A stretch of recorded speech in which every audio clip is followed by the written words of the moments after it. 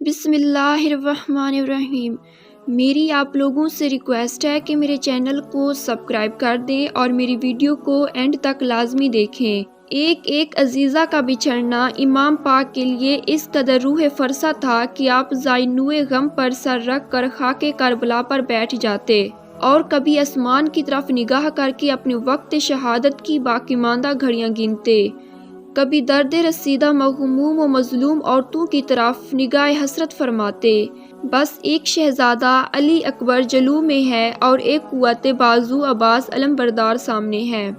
اب امام مظلوم کی کمر ٹوٹنے کا وقت قریب آ رہا ہے، ظلم و ستم کے پہاڑ ٹوٹنے والے ہیں، اس لیے انتہائی صبر و ضبط کی طلب میں جبیں نیاز جھکائے ہوئے اپنے خالق و معبود برحق سے عرض و معروض میں محو ہیں۔ جب جبیں انور سجدہ خالق سے راز و دنیا کی منزلیں طے کر کے بلند ہوئی تو حضرت عباس علمبردار نے عرض کی، اب تو غلاموں میں کفش بردار کے سوا اور کوئی باقی نہیں رہا۔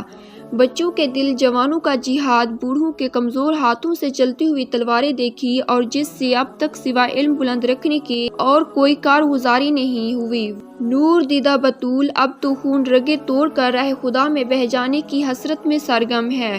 عذرائے کرم، مجھے بھی اجازت دے کر میری قسمت کا ستارہ بھی چمکا دیجیے۔ صبر و رضا کے پی کر امام پاک نے اپنے بھائی کا سر سینے سے لگایا، آنکھوں سے کچھ محبت اور کچھ درد غم کے آنسو موتیوں کی شکل میں رخساروں پر چمکتے ہوئے بہنے لگے۔ دیر تک سینے سے لگانے کے بعد فرمایا، کیا کروں، مشیت الہی کا چارہ نہیں، راضی برضا ہوں۔ وہ تشنگی کے عالم میں سخت بے قرار ہیں اور ان کی بے قراری ان کی ماؤں کے لیے ناقابل برداشت ہو گئی ہے۔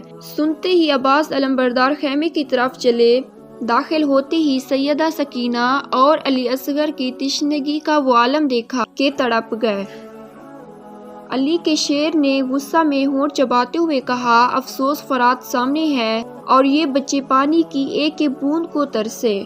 میں ابھی فرات پر جاؤں گا اور پانی لا کر ان بچوں کی پیاس بجھاؤں گا۔ یہ سنتے ہی سیدہ زینب کے چہرے کا رنگ اڑ گیا۔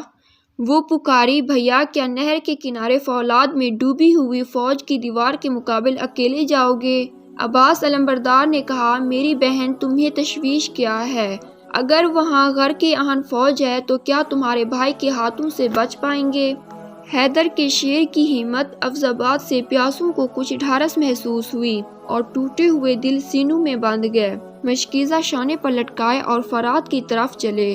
دشمن حائل ہوئے تو بطور تمام حجت فرمایا، اے کوفیو، شامیو، اللہ تعالیٰ سے ڈرو، رسول اللہ صلی اللہ علیہ وآلہ وسلم سے شرماؤ۔ تم نے فرزند رسول کو بلایا اور پھر ان سے بے وفائی کی، دشمنوں سے مل کر ان پر پانی بند کیا، ان کے رفقۂ اعزاز قربا کے سرکان رسول زادیوں اور چھوٹے چھوٹے بچوں کو ایک ایک بوند پانی سے ترسا رہے ہو۔ دیکھو، ابھی توبہ کا دروازہ تم میں سے بعض کے لیے کھلا ہے، اب بھی وقت ہے، ظلم و ستم اور فرزند رسول کے قتل سے باز آ جاؤ۔ لشکر عشقیہ میں سے تینوں سامنے آ کر کہا، اگر تم روئے زمین پانی ہو جائے تو پھر بھی ہم لوگ تمہیں پانی کا ایک قطرہ تک نہ لینے دیں گے۔ یہ سنتے ہی حیدر کرار کے شیر کو جلال آ گیا۔ انہوں نے ایک نعرہ شاعرانہ لگایا اور فرمایا کہ یہ سر کٹ سکتے ہیں لیکن فاسق، فاجر اور ظالم کے سامنے جھک نہیں سکتے۔ یہ فرما کر تلوار آبدار کے ساتھ ان پر ٹوٹ پڑے۔ آپ کا حملہ کیا تھا، دشمنوں پر قہر خدا تھا۔ گھوڑے بھڑکنے لگے، سواروں کے ہاتھ سے تلواریں پھوٹنے لگی، بزدل فراری ہرنوں کی طرح بھاگے اور آپ ان کو مارتے اور کاٹتے ہوئے نہر کے قریب پہنچ گئے۔ نہر پر سینکڑوں مسلح سپاہی بطور پہرے دار مقرر تھے، وہ آپ کے سامنے آہنی دیوار بن گئے۔ آپ نے ان سے پوچھا، تم لوگ مسلمان ہو یا کافر؟ انہوں نے کہا، مسلمان۔ آپ نے فرمایا، کیا تمہاری مسلمانی یہی ہے کہ فرات سے چرند پرند سیراب ہوں اور جس ذات کا کلمہ پڑھتے ہو اس کے بیٹے اور بیٹیاں اور شیر خوار بچے ایک ایک بوند پانی کو ترسیں؟ میں نے اپنی ان آنکھوں سے ان کو پیاس اور نڈال اور غش میں دیکھا ہے۔ آپ ان سے گفتگو کر رہے تھے کہ ادھر سے یزیدی فوج کے سپاہی امیر لشکر عمرو بن سعد کا حکم لے کر پہنچ گئے اور نہر پر متعین سپاہیوں سے کہا، امیر لشکر کا حکم ہے کہ پانی کی بوند بھی خیمہ حسین رضی اللہ تعالیٰ عنہ تک نہ پہنچنے پائے۔ یہ حکم سن کر یزیدی لشکر نے نیزے تان لیے۔ شیر خدا کے شیر نے ایک جست لگائی اور صف اعداد کو چیرتے ہوئے گھوڑا آگے بڑھایا اور فرات میں داخل کر دیا۔ پیاسے بہشتی نے ایک چلو پانی کا لیا مگر اہل بیت کی پیاس پینے سے مانے ہوئی۔ یہ کہہ کر پانی پھینک دیا، اے عباس، تم نہر پر اپنی پیاس بجھانے نہیں آئے؟ جب تک علی اصغر اور سکینہ کی پیاس نہ بجھا لوں تمہیں پانی پینا روا نہیں۔ حضرت عباس نے مشک بھری اور بائیں شانے پر ڈال کر باہر نکلے۔ چاروں طرف سے غل ہوا، اگر یہ مشک خیمہ حسین تک پہنچ گیا تو ساری محنت بیکار ہو جائے گی۔ اس کا راستہ روکو، اس سے مشک چھین لو، پانی بہا دو۔ ادھر سقائے اہل بیت کی پوری کوشش یہ تھی کہ کسی طرح یہ مشک پیاسوں کے خیمہ تک پہنچ جائے۔ آپ چاہتے تھے کہ گھوڑا اڑا کر خیمہ تک پہنچ جائیں، مگر سامنے سے کئی سو تیر مشک کا رخ کیے نظر آئے۔ آپ مشک کی حفاظت میں ایک طرف ہٹ گئے، یہاں تک کہ فوج کی دوسری سمت سے اس قدر قریب ہو گئے کہ آپ دونوں طرف سے گھر گئے۔ جب آپ نے اپنے آپ کو دشمن کے گھیرے میں دیکھا تو بپھرے شیر کی طرح حملہ کیا اور صفوف اعداد میں کھلبلی مچا دی۔ لاش پر لاش گرنے لگی اور خون کی روح بہنے لگی۔ میرے خدا کے شیر نے ثابت کر دیا کہ میرے بازو میں قوت حیدری اور رگوں میں خون علی ہے۔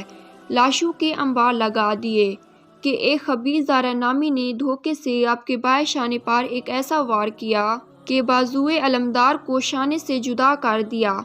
آپ نے مشک فوراً داہنے شانے پر لٹکائی اور اسی ہاتھ سے تلوار بھی چلاتے رہے، لیکن اب نہ وہ طاقت تھی، نہ ایک ہاتھ سے دو کام انجام پا سکتے تھے۔